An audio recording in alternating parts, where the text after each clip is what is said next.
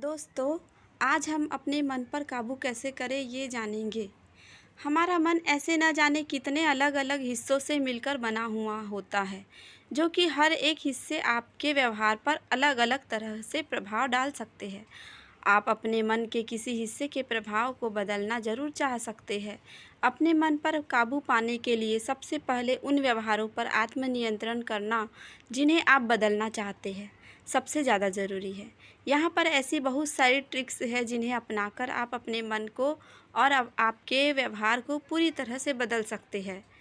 इसमें से पहला है, किसी भी बात को बार-बार दोहराना बंद करें। हो सकता है कि आप खुद को ना चाहते हुए भी कुछ नेगेटिव सोचता हुआ पाए, जो सबसे बुरा हो सकता है। उसके बारे में सोचें। हालांकि आपको ये कुछ उल्टा ज़रूर लग सकता है और ऐसा भी लग सकता है कि ऐसा करके आप बातों को और भी ज़्यादा दोहराने वाले हैं।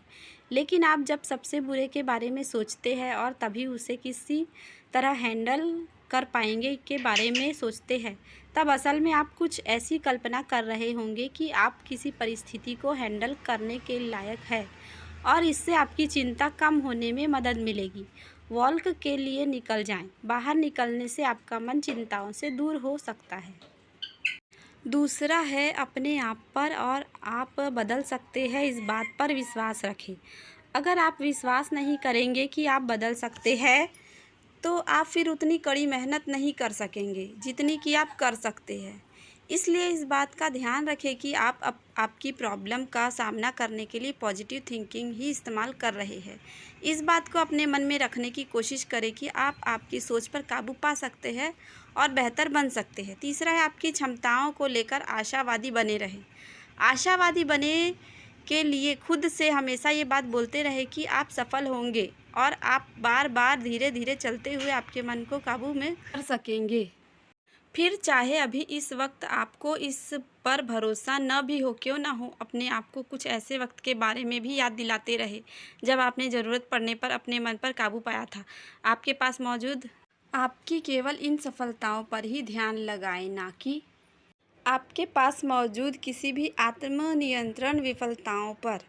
आप जिसे नियंत्रित करने के लिए संघर्ष कर रहे हैं, उसका एक बार फिर से मूल्यांकन करें। स्टडीज़ में दर्शाया गया है कि किसी भी इंसान के द्वारा चाही गई चीज़ को किसी अनचाही चीज़ की तरह देखना शुरू करना, पुनः मूल्यांकन, उस चाही हुई चीज़ को पाने की इच्छा को काबू कर सकती है। ऐसा करने के लिए कुछ इस तरह के विचार अपनाने की कोशिश करें कि आपके द्वारा चाही हुई चीज़ अब वैसी नहीं रही जैसी वो पहले हुआ करती थी, वो बदल चुकी है। पांचवा है, अति संवेदनशीलता को कम करें। अति संवेदनशीलता का मतलब है किसी एक घटना के नेगेटिव एक्सपीरियंस को लेना और फिर इसे आपके अन्य अनुभवों से जोड़ना, या फिर इसके ऊपर अपने आगे आने वाले समय की भविष्यवाणी करने लगना।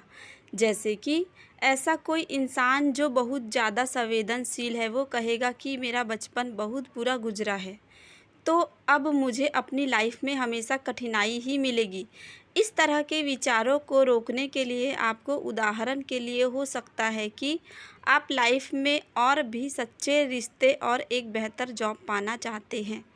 आप इन चीज़ों को पाने के लिए रास्ते के बारे में रिसर्च कर सकते हैं और फिर उन्हें पाने के लिए अपने लिए लक्ष्य तैयार कर सकते हैं। छठवां है, हर बात को अपने पर लेना बंद करें। ये एक तरह से विचारों का एक जाल होता है जिसमें आप हर उस चीज़ के लिए खुद को दोषी या जिम्मेदार ठहराने लगते हैं जो आपके काबू में ही नहीं है। इस तरह की भावना को कम करने के लिए हर उस घटना के बारे में सावधानी से और लॉजिकली सोचने की कोशिश करें जिन्हें आप खुद पर थोप रहे हैं। खुद से कुछ सवाल पूछना आपकी मदद कर सकता है। सातवां है, एकदम से निष्कर्ष पर पहुंचना बंद करें। आप किसी भी जजमेंट पर पहुंचने से पहले कुछ समय रुककर और उस बारे में सोच सकते हैं। आप अगर आपके विचारों को लेकर खुद से सवाल करेंगे तो भी आपको मदद मिलेगी। उदाहरण के लिए, आप खुद से पूछ सकते हैं कि क्या मुझे मेरे इन विचारों के बारे में पक्की जानकारी है। आप अगर चाहें तो खुद से आपके विचारों की सच्चाई के सपोर्ट में कुछ सबूतों की मांग भी कर सकते हैं। 8वां है कैटेस्ट्रोफाइजिंग बंद करें। ये नेगेटिव विचारों का एक जाल है जिसमें इंसान किसी एक अलग दिशा में सोचने लगता है। जैसे कि एक ऐसा इंसान जो किसी टेस्ट में फेल हो जाने के बाद कैटेस्ट्रोफाइजिंग करता है, वो ऐसा सोच सकता है कि मेरी पूरी लाइफ खराब हो गई, अब मुझे कभी एक अच्छी जॉब नहीं मिलेगी। इसे रोकने के लिए ज़्यादा से ज़्यादा पॉजिटिव तरीके से सोचना शुरू कर दे। आप अगर चाहें तो खुद से कुछ सवाल भी कर सकते हैं। क्या मैं किसी ऐसे इंसान को जानता हूँ जो किसी टेस्ट में फ़ेल होने के बाद एक अच्छी जॉब कर रहा है या खुश है? थैंक यू फ्रेंड्स, चैनल को लाइक और सब्सक्राइब ज़रूर करें।